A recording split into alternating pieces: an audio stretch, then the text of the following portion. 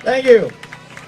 When you're in a crisis, it's easy to get caught in the events of the here and now with everything happening. But it's also important with an engineered crisis like COVID to take a step back and look a few steps into the future to see what's coming. And the truth is that COVID is a distraction. And it's a distraction from many things, the curtailing of rights, the shutting down of small businesses.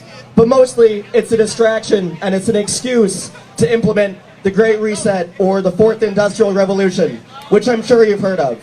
And there are many moving pieces there, but two of the main ones are transhumanism, as was mentioned, and the biosecurity state.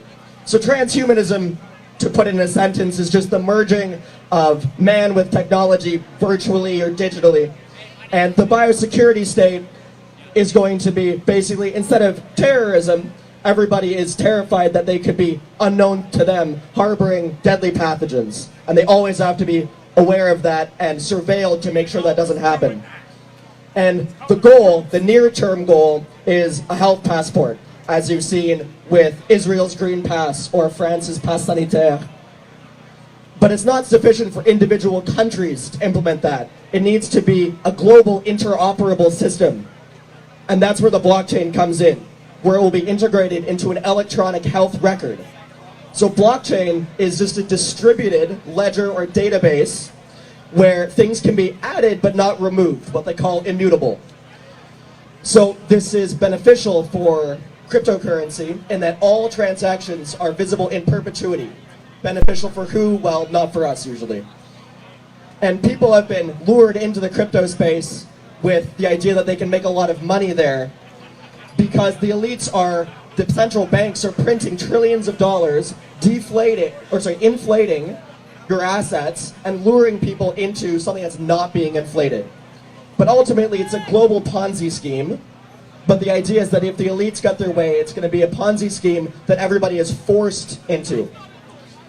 It's what Charles Hoskinson, who's one of the developers of a cryptocurrency, calls the future financial operating system of the world. But it's not just for cryptocurrency, because anything can be stored on the blockchain. And that's how they're going to implement social impact investing or human capital finance. So what is that? Social impact investing is when you make an investment, not just for a financial return, but to make a socially beneficial investment. So as an example, if the government notices that people who don't graduate from high school are statistically more likely to be addicted to drugs or in jail, and that costs money for the government, then Goldman Sachs can come along and say, hey, I have an intervention that will increase the rates of high school graduation. And then the government will pay them money if it turns out that their intervention results in the change that they advertised. So as a real example, there is in Brazil what's called the Boa Vista Digital Identity Pilot. And how this works is they take poor families and they give them a digital identity on the Ethereum blockchain, and they send a home visitor to their house with an iPad that uses machine vision to track their kids. And if AI behind the machine vision detects measurable behavioral change on behalf of the kids that is in the direction that the social impact investors want, then the payments are given out to Goldman Sachs or Vanguard or whatever investment bank is behind the investment. So this program, the Boa Vista program, is tied to the Bolsa Familia program, which is already giving conditional cash transfers to these poor families. And it's conditional upon their kids attending school and their kids being fully vaccinated.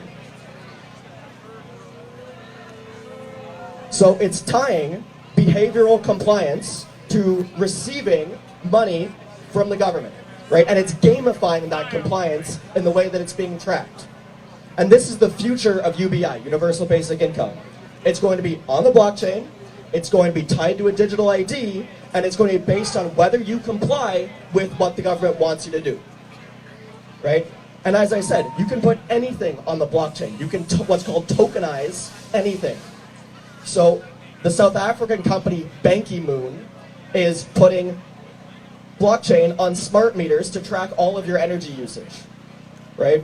So when you track everything like this, it enables hedge funds to bet through futures markets on where certain trackable metrics are going to be going in the future.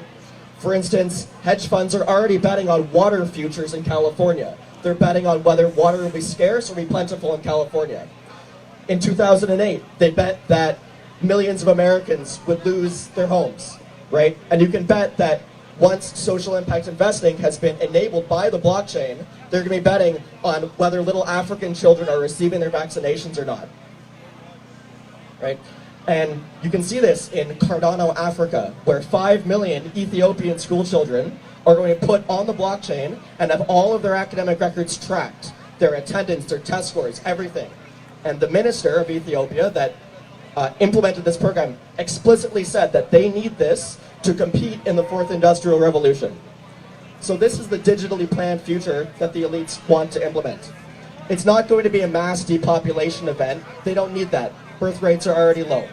It's going to be a digital panopticon, which is a system where you're always observed at all times and you don't know when and if you're being observed at that moment. So they want full spectrum dominance. They want to control and surveil all economic activity on Earth. And what we need is full spectrum refusal. Do not go along with any of this. And it's difficult because the entire economy is built around implementing this future. Whether you work in medicine or you work in technology or you work in education, all of these sectors are being controlled to maneuver towards this end. But everybody knows in their heart whether they're doing all that they can to resist, whether they're making their best effort in a difficult situation. So that's what we need. Refuse fast food, refuse the media, refuse pornography, refuse all these systems that control you. Thank you.